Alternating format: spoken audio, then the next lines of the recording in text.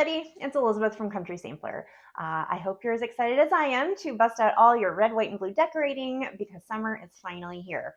Today I'm going to show you a display that I put together at the top of my stairs.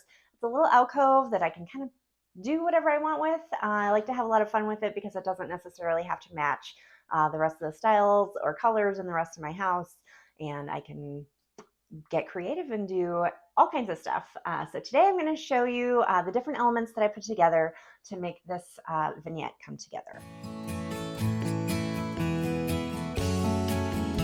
Because my house is so old, I've replaced a lot of windows over the years. And one of the times we were replacing windows, I asked my husband to save a couple aside.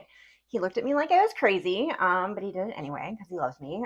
But you all understand how valuable old vintage original windows are when it comes to country, farmhouse, cottage decorating. So they sat in my garage for probably too many years, but I finally figured out what to do with one of them. So I cleaned off the cobwebs and turned it into this flag decoration, and you can follow along and find out how.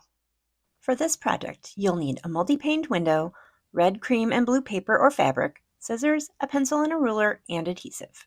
Start by cleaning the window. I had a lot of cobwebs to clean off of mine, but if yours is in good shape, you can simply clean the glass thoroughly on both sides. Next, measure the window panes.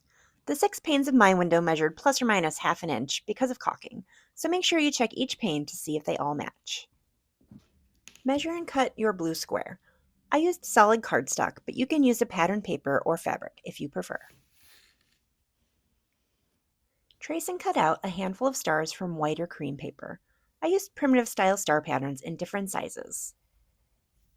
Decide how you want your stars arranged, then adhere them to the blue cardstock.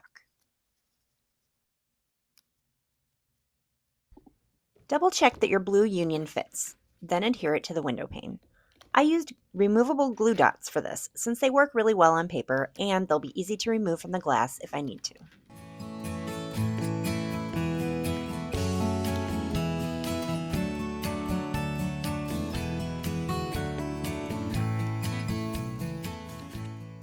If your window openings are less uniform, like mine, fabric is more forgiving than paper, and red ticking is perfect for this project. Iron out the creases, then measure and cut the fabric to fit the window panes. Whether you use paper or fabric for this, make sure your horizontal lines will line up in the completed project.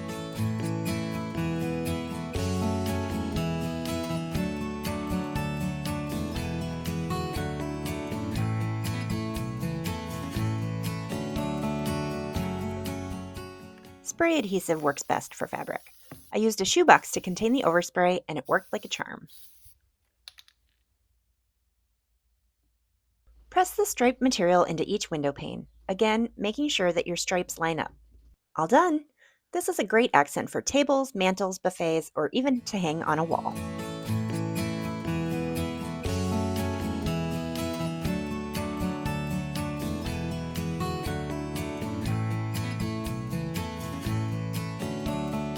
My house is almost 100 years old, so it has a lot of really neat details, including a lot of arched doorways and this arched window.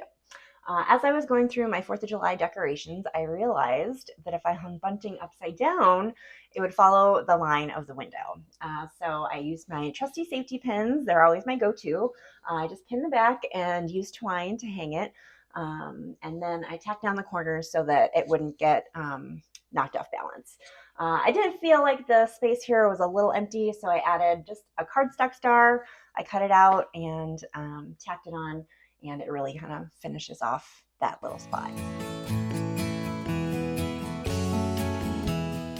One piece of furniture that's always in this spot is this vintage sewing machine table that I painted blue a few years ago, and it comes in really handy when I need somewhere to put my blue Christmas decorations that don't seem to go with anything else.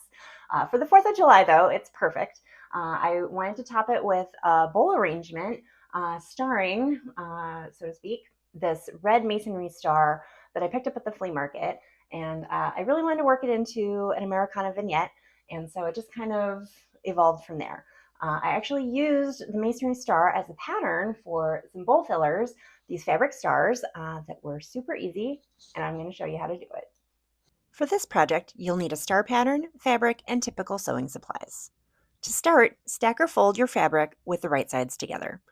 Trace your star pattern onto the fabric using a fabric pen or chalk.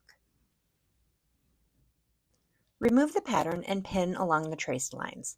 I like to use different colored pins for the beginning and end of my sewing lines so that I remember to leave a gap for turning and stuffing. Sew along your traced lines, remembering to leave a gap of about 3 inches along one edge for turning and stuffing.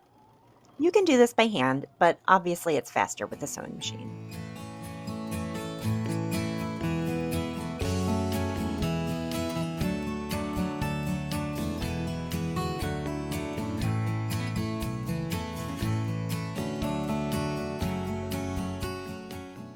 Once you're done sewing, remove the pins, then trim about a half an inch from the seam.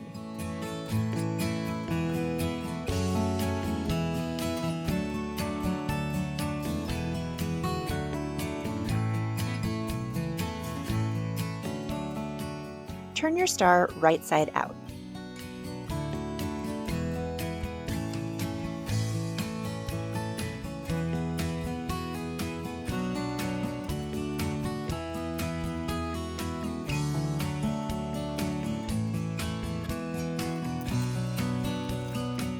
Stuff your star with fiberfill. Use a chopstick or the end of a pencil to pack the filling into the points of the star. Whip stitch the opening closed.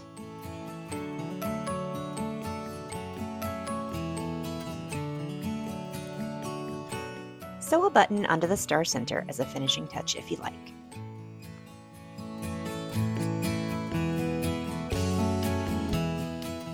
For this display, I placed Excelsior inside a painted wood bowl. Next came the focal piece, my red masonry star that I got at a recent flea market. Then I added the stars that I made in ticking and gingham. I also had a cute little sign that my mom gave me many years ago that I thought added a nice touch, because it's red, white, and blue. I finished things off with a smaller iron star and a miniature flag.